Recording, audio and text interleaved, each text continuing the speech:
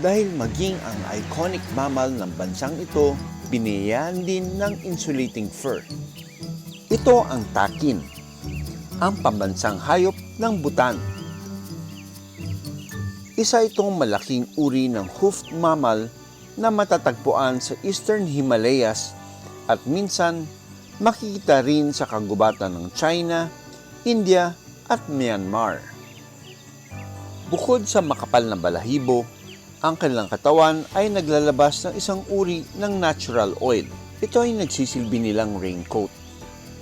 Binabalot nito ang kanilang balahibo para hindi sila agad mabasa ng tubig at niebe. Kaya nananatiling tuyo ang kanilang katawan. They look so, parang mamot na kalabao na baka. They look like buffaloes. Naabutan kong nagpapalamig ito sa sapa. Habang ang iba naman, abalang kumain at minom ng tubig.